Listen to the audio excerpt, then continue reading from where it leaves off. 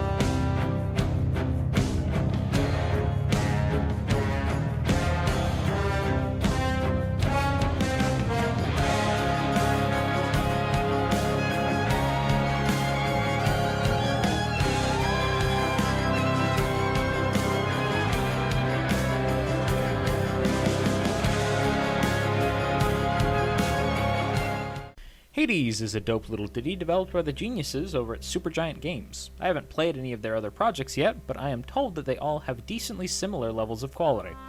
I have fact-checked that by checking that they have all in fact been scored by Darren Korb. So, they're already in my good gaming graces. But if I can put 85 hours of my life the past 3 weeks into Hades, playing the other games too quickly will ruin my life. But now that I'm satisfied with the progress that I made in the game, I've decided to let the random internet people know what I feel about the storytelling in the game. Because surprise, surprise, the wannabe YouTuber wants everyone on the internet to know their opinion. So starting off with maybe the most important aspect of this game's storytelling, Zagreus is a fantastic protagonist. He's vindictive and hot-headed, but also incredibly kind and respectful. He's the kind of guy who's friends with everyone in school, but doesn't really fit in anywhere. But it's this style of personality that conflicts with the major plot. Now imagine if that guy showed up one day and said, "Hey guys, I'm gonna go and kill the principal." And then Megara went, "Oh, wait, no, isn't the principal your dad?" And he said, "Yeah, I don't like my dad very much, but the real reason is he wants to go and kill his dad so he can escape." And why does he want to escape? Well, he found out that the vice principal isn't actually his mom. His mom is actually a tutor, so he wants to kill his dad so he can go and live with his mom and she can homeschool him. And then he gets in contact with the school board, and the school board is all full of his relatives, and all of his relatives are there, and they give him weapons. They give him lots of weapons, and they give him things so he can murder his father, who is also the school's principal. And it's so interesting, and that's an analogy. It doesn't really work, but each time he's killed, he goes back to homeroom. Okay. That's the basic premise of Hades. That's the basic premise of Hades, explained through high school. It's not a very relatable premise, I know, but it's the closest thing I could think of. Though, what I think is really interesting is that Zagreus has relationships with the residents of the House of Hades before the game even starts. It really drives home the feeling of needing to escape, because you're abandoning all of these people who you've known your entire life. and not all of them are okay with that. There's the sort of intentionality with the order of who you should talk to when, and it's actually surprisingly genius. You start out with a few characters who seem like friendly mentors, and that really appear like they have your best interests at heart. Noting Nyx, Achilles, and even Sisyphus to a degree, there are also these unapproachable jerks, which with Zagreus' complicated pasts and weird feelings towards and from. Namely his, how do I put this? Daddy issues. The locks on in-game relationships are perfectly placed to where the player should feel comfortable starting to build a deeper relationship with the character. A lot of them have weird feelings about Zagreus leaving Hades and leaving them. I didn't start out being the biggest fan of Megara, but as I got to know her and her struggle with balancing her emotions and duties, I started to forgive her for all of the times that she killed me. We're still working on that process, but I'm getting better. But if we're talking about characters, we got to go over my girl Dusa. This awkward little Gorgon head custodian is my perfect comfort character. She kind of reminds me of my girlfriend in a way, not physically, of course, but the work that she puts into things and into her relationships with people. That's probably why she's my favorite character in the game, and she's great representation.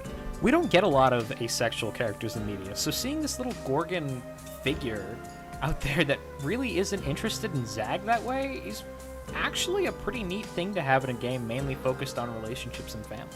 But doesn't that seem weird for ancient Greece? Sure, but from what we know, the Greeks back then were actually pretty liberal with their romantic relationships.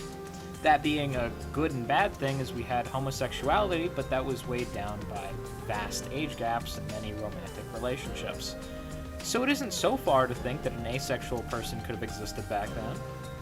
But as I said earlier, love and family are the main themes of this game, so seeing their continued relationship despite any sexual attraction is really sweet. This acts as a direct contrast with the strained relationship that he has with someone like Thanatos, who is unsure of his feelings towards Zagreus.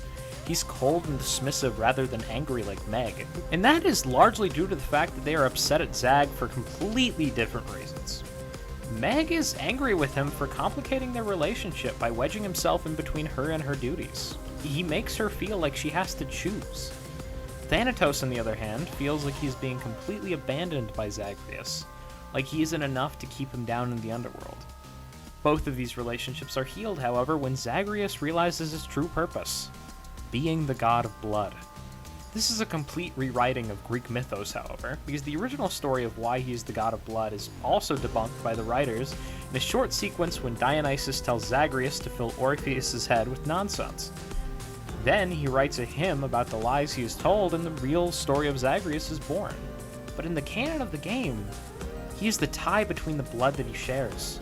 He acts as a consolidator of peace, an ambassador of sorts, and when he learns to accept his role and remains in the underworld, he heals the relationships that he unintentionally poisoned. He does what he's been fearing. He submits to the fates. He revels in the blood. And then he kills his dad again and again and again and again and again and again and again and again and again and again. Yeah, it always feels great.